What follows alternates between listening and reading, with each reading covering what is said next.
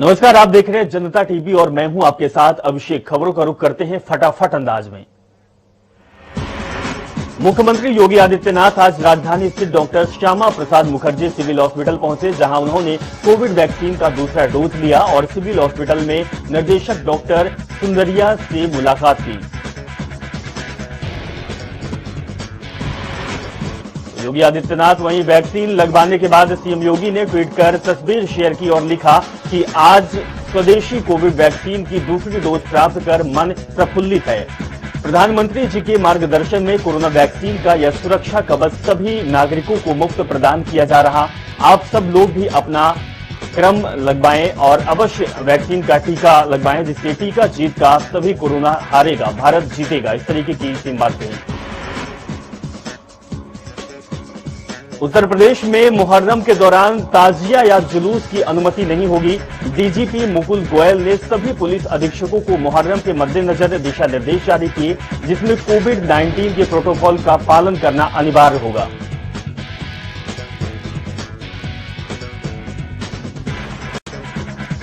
तो मुहर्रम के दौरान किसी तरह के हथियार प्रदर्शन करने की अनुमति नहीं होगी। साथ सामाजिक तत्वों के विरुद्ध विरोधात्मक कार्रवाई करने और सोशल मीडिया पर सतर्क दृष्टि रखने के निर्देश दिए गए, जिसके साथ और मार्ग की निशानदेही कर समय रहते संतोषजनक निस्तारण किया जा सके। सीएम योगी आदित्यनाथ ने भारतीय महिला हॉकी टीम को बधाई देते हुए ट्वीट पर लिखा कि टोक्यो ओलंपिक में अद्वितीय प्रदर्शन करते हुए भारतीय महिला हॉकी टीम ने पहली बार ओलंपिक के सेमीफाइनल में प्रवेश सुनिश्चित किया। सीएम का महिला हॉकी टीम की बधाई देते हुए ट्वीट किया। मुख्यमंत्री योगी आदित्यनाथ ने साथ ही लिखा कि संपूर्ण देश की गौरवान्वित करने वाली इस ऐतिहासिक उपलब्धि के लिए पूरी टीम को हार्दिक बधाई। ईश्वर से कामना है कि आपकी सफलता का यह क्रम सतत जारी रहे। प्रतापगढ़ में शहीद रितेश पाल की अंतिम विदाई में जनसैलाब उमड़ा। वहीं जिले के प्रशासनिक अधिकारियों ने शहीद की आखिरी विदाई में नतमस्तक होकर अपने श्रद्धा सुमन अर्पित किया। चुनाव आते ही बसपा ने उत्तर प्रदेश के ब्राह्मण समाज को एकजुट करने की कवायद में जुटी हुई है। इसी कड़ी में बहुजन समाज पार्टी के राष्ट्रीय महासचिव एवं राज्यसभा सांसद सतीश मिश्रा आगरा में विचार संगोष्ठी करने पहुंचे। संगोष्ठी में हजारों की संख्या में ब्राह्मण पहुंचे। इस दौरान सतीश चंद्र मिश्र ने विपक्षियों पर जमकर निशाना बोला। भारत के राष्ट्रीय ध्वज के अभिकल्पक पिंगली वेंकैया का जयंती पर सीएम योगी ने श्रद्धांजलि देते हुए ट्वीट किया और लिखा कि भारत की एकता, अखंडता और स्वाभिमान के प्रतीक राष्ट्र ध्वज की रूपरेखा तैयार करने वाले महान देशभक्त, स्वतंत्रता संग्राम सेनानी एवं कृषि वैज्ञानिक पिंगली वेंकैया को उनकी जयंती पर विनम्र श्रद्धांजलि।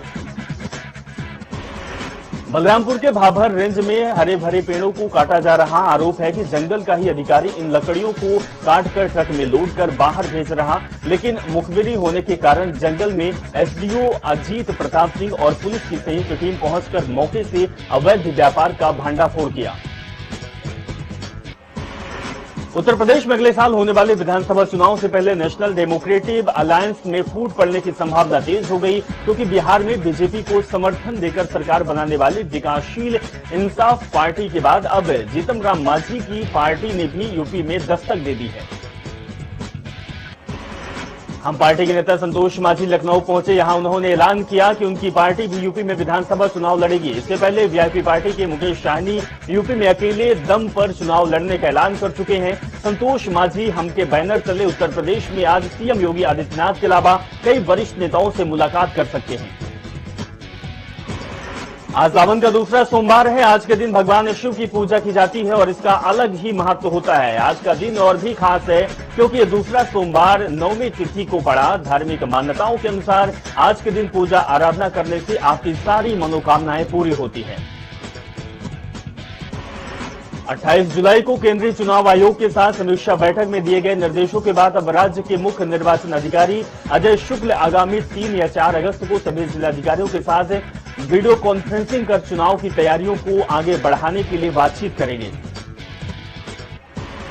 बता दें कि यूपी के साथ जिन अन्य 4 राज्यों में विधानसभा चुनाव होने हैं, उनमें से गोवा विधानसभा का कार्यकाल अगले साल 15 मार्च को, मणिपुर विधानसभा का कार्यकाल 19 मार्च को, उत्तराखंड विधानसभा का कार्यकाल 23 मार्च को और पंजाब विधानसभा का कार्यकाल 27 मार्च को पूरा हो रहा है, जबकि यूपी विधानसभा का कार्यकाल 14 मई को पूरा हो जाएगा। यूपी छोड़कर अन्य चारों राज्यों में चुनाव मार्च में करवाए जाने की जरूरी है। इसी नाते से माना जा रहा कि इन 4 राज्यों में साथ यूपी में भी विधानसभा चुनाव करवाए जाएंगे। यूपी में ज्यादा विधानसभा सीटें हैं, इसीलिए यहां 6 चरणों में चुनाव प्रक्रिया फरवरी से शुरू होकर अप्रैल तक चल सकती है। पूर्व केंद्रीय मंत्री और सांसद मेनका संजय गांधी जो 2 दिवसीय दौरे पर सुल्तानपुर पहुंची। मेनका गांधी के सुल्तानपुर पहुंचने पर असरोग टोल प्लाजा पर पार्टी कार्यकर्ताओं की ओर से स्वागत किया गया, जिसके बाद सांसद महोदया शास्त्री नगर आवास के लिए रवाना हो गई। यहां आवास पर कार्यकर्ताओं से मुलाकात की। समाजवादी पार्टी के अध्यक्ष अखिलेश यादव ने उत्तर प्रदेश के विधानसभा चुनाव को लेकर बड़ा अभियान शुरू कर दिया। अखिलेश यादव प्रदेश भर में भाईचारा सम्मेलन के साथ ही प्रबुद्ध वर्ग संगोष्ठी का आयोजन तैयार करने में लगे हुए हैं। इसके अलावा अब समाजवादी पार्टी सभी छोटे दलों को भारतीय जनता पार्टी के खिलाफ एकजुट करने की मुहिम भी तेज कर दी है। अखिलेश यादव ने साफ कह दिया है कि सभी छोटे दलों के लिए हमारे साथ आने के लिए दरवाजे खुले हैं। अखिलेश यादव ने कहा कि कोशिश करेंगे कि ऐसे सभी राजनीतिक दल भारतीय जनता पार्टी को हराने के लिए एक साथ आए। उन्होंने कहा कि कई छोटे दल पहले से ही हमारे साथ हैं और भी अब आ जाएंगे। उत्तर प्रदेश के दक्षिण उत्तरी इलाके में बने कम हवा के दबाव क्षेत्र से इलाके के साथ ही आसपास के इलाकों में चक्रवर्ती दबाव की वजह से आगामी 5 अगस्त तक राज्य के अलावा हिस्सों में बारिश का सिलसिला लगातार जारी रहने का अनुमान लगाया गया है। मौसम विभाग ने कई जिलों में भारी बारिश होने की आशंका जताई है। 3 अगस्त को भी ललितपुर और आसपास के इलाकों में बहुत भारी बारिश होने और झांसी के आसपास के इलाकों में 1 या 2 स्थानों पर भारी बारिश होने की चेतावनी दी गई है। 4 अगस्त को भी कई जिलों में बारिश की सिलसिला जारी रहेगा। प्रदेश में मानसून सक्रिय है, इस वजह से पिछले 24 घंटों के दरमियान कहीं हल्की फुल्की तो कहीं सामान्य से ज्यादा बारिश होने की आशंका है। लखनऊ के मानकामेश्वर मंदिर को धमकी भरा पत्र मिला। रजिस्टर्ड डाक के मंदिर को भेजे गए पत्र में 15 अगस्त से पहले बम से उड़ाने की धमकी दी गई। वहीं महंत दिव्या गिरी ने पुलिस को इसकी सूचना दी। बता दें कि कल अलीगंज में हनुमान मंदिर को भी धमकी भरा पत्र मिला, जिसके बाद प्रमुख मंदिरों की सुरक्षा बढ़ा दी गई, साथ ही आरएसएस कार्यालयों की सुरक्षा बढ़ा दी गई। बता दें कि पत्र में आतंकवादियों को छोड़ने का जिक्र किया गया है। उत्तर प्रदेश कोरोना संक्रमण की दूसरी लहर पर लगातार काबू पा लिया गया। प्रदेश में बीते 24 घंटे में कोरोना के 36 नए मामले सामने आए, जबकि इस दौरान 76 लोग संक्रमण मुक्त होकर डिस्चार्ज हुए। प्रदेश में फिलहाल कोरोना के एक्टिव केसों की संख्या 664 रह गए हैं। रविवार तक प्रदेश के 10 जिले अलीगढ़, अमरोहा, एटा, फर्रुखाबाद, हाथरस, कासगंज, कौशाम्बी, महोबा, प्रतापगढ़ और श्रावस्ती वहीं कोरोना से मुक्त पाए गए। 24 घंटे में प्रदेश के 52 जिलों में से एक भी कोरोना संक्रमित की संख्या नहीं मिली।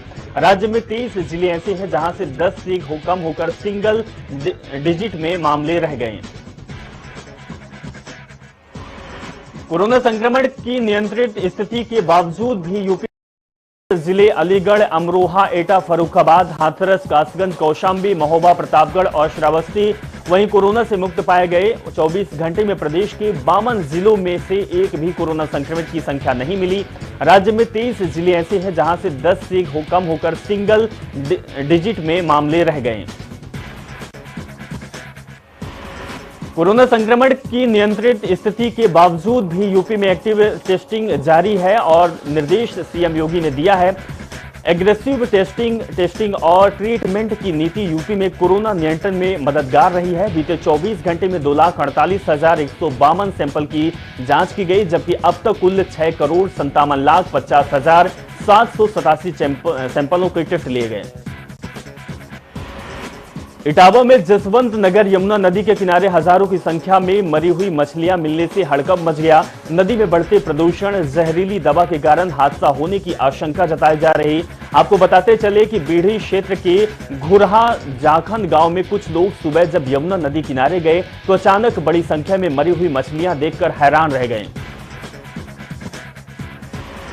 यमुना नदी में रोहू, कतला, शीतल, सिंघाड़ा, मत्स्य जैसे 50 प्रजातियों की मछली पाई जाती थी, लेकिन काफी समय से यमुना नदी में कई शहरों के गंदे केमिकल वाले पानी छोड़े जाने से प्रदूषित जल के कारण कुछ प्रजाति की मछलियां यहां अब शेष रह गई।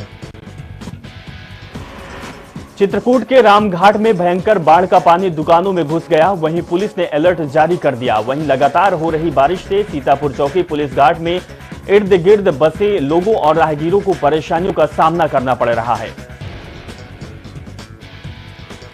सहारनपुर के कोतवाली देहात पुलिस को बड़ी सफलता हाथ लगी। पुलिस ने सोशल मीडिया पर अवैध हथियार से फायरिंग करते हुए फोटो वायरल करने वाले युवक को अवैध तमंचे सहित गिरफ्तार कर लिया है।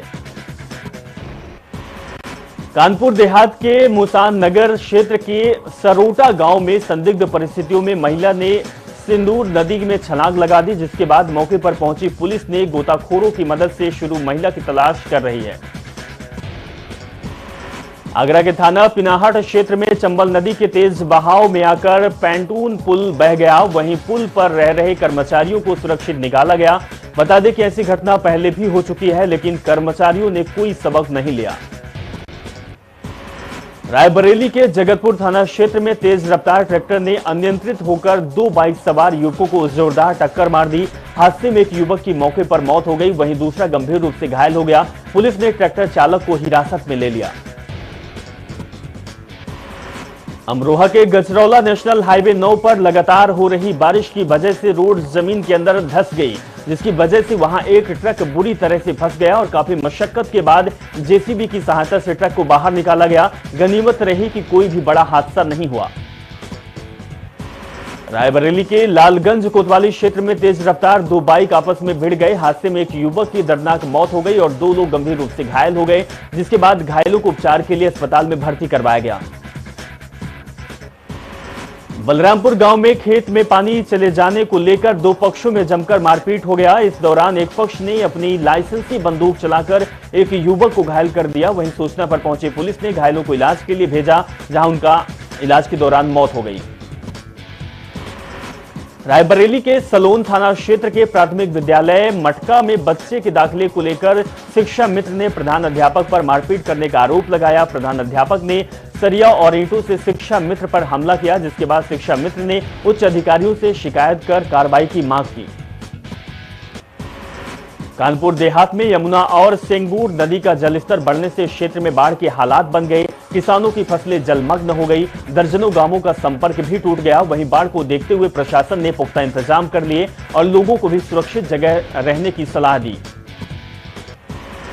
महोबा के कानपुर सागर राष्ट्रीय राजमार्ग 86 पर तेज रफ्तार ट्रक ने मजदूरों से भरी पिकअप को जोरदार टक्कर मार दी। हादसे में 2 मजदूरों की मौके पर मौत हो गई, जबकि करीब 11 मजदूर गंभीर रूप से घायल हो गए। वहीं पुलिस और प्रशासनिक अधिकारियों ने अस्पताल पहुंचकर घायलों की हर संभव मदद का भरोसा दिया।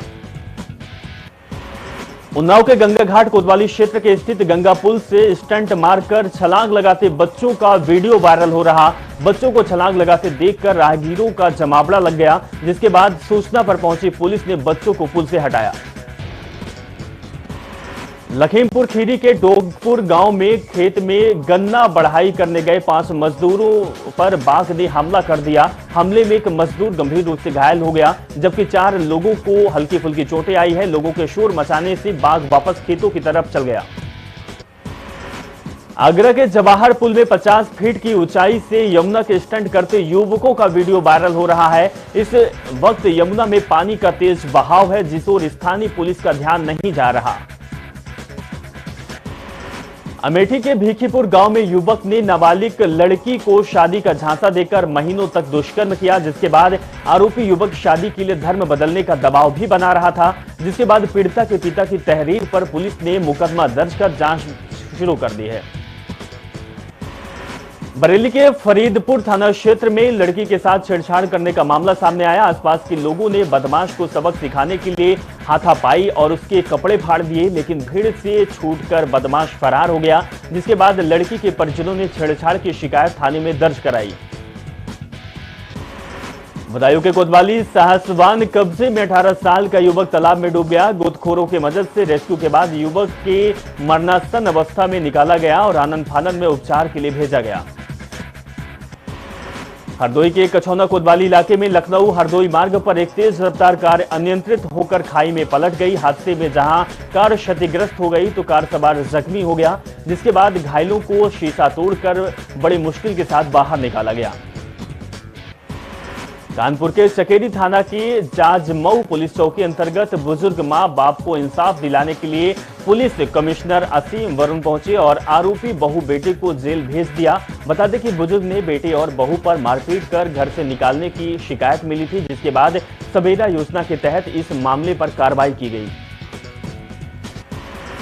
फर्रुखाबाद के फतेहपुर कोतवाली क्षेत्र में सड़क पार कर रहे बच्चे समेत 2 लोग तेज रफ्तार बस की चपेट में आ गए। हादसे में बच्चे की मौके पर मौत हो गई, जबकि दूसरा गंभीर रूप से घायल हो गया। वहीं मृतक के आक्रोशित परिजनों ने कानपुर फतेहगढ़ मार्ग पर शव रखकर जाम किया। जाम लगने से सड़क के दोनों तरफ वाहनों की लंबी कतारें लग गई। वहीं घटना की सूचना मिलने पर तकरीबन आधा दर्जन उप निरीक्षक मौके पर पहुंचे। संत कबीर नगर के बिगरा मीर में आ गया संपर्क मार्ग सड़क का हाल बदहाल है, जिसमें परेशान ग्रामीणों ने कीचड़ से भरी सड़क से धान रोपाई और गाड़ी खींचकर अनोखा प्रदर्शन किया। साथ ही सड़क की जल्द से मरम्मत कराने की बात कही गई। हरदोई के खरगपुर गांव में पुलिस ने जुआ खेलते हुए 11 लोगों को पकड़ा। साथ ही जुआरियों के पास से 9 बाइक और 22,000 रुपए नकदी बरामद की गई। पुलिस ने सभी आरोपियों के खिलाफ जुआ अधिनियम के तहत मुकदमा दर्ज कर लिया है। लखीमपुर खीरी के इंसान नगर पुलिस को बड़ी कामयाबी हाथ लगी। पुलिस ने 10 किलो चीपड़ के साथ एक महिला सहित 2 अभियुक्तों को गिरफ्तार कर लिया, जिसके बाद आरोपियों को गिरफ्तार कर विधिक कार्रवाई के बाद जेल भेज दिया गया। बदायूं में रिश्ते शर्मसार कर देने वाली घटना सामने आई। यहां तकरीबन 80 साल की वृद्धा की बहाने से घर ले जाकर उसके नाती से उसके साथ रेप किया गया। जैसे तैसे आरोपी के चंगुल से छूटकर वृद्धा घर वापस पहुंची। परिवार वालों को घटनाक्रम को बताया तो परिजन उन्हें लेकर थाने पहुंची। पुलिस ने शुरुआती पड़ताल के बाद आरोपी के खिलाफ मुकदमा दर्ज कर लिया। वृद्धा को मेडिकल के लिए भेजा गया। पुलिस आरोपी की तलाश में जुटी हुई है। अमेठी के जामो थाना क्षेत्र में सेना के जवानों की संदिग्ध परिस्थितियों में मौत हो गई। बीती रात कमरे में जवान गंभीर रूप पाया गया, जिसकी हालत देखकर परिजनों ने आनंद फानंद में सेना के जवान को अस्पताल पहुंचाया, जहां डॉक्टरों ने जवान को मृत घोषित कर दिया। इटावा के चौधरी खाद्य भंडार में चोर ताले तोड़कर हजारों रुपए चोरी कर ले गए। घटना से क्षेत्र में सनसनी फैली हुई है। बता दें कि इससे पहले भी इलाके में चोरियां हो चुकी हैं।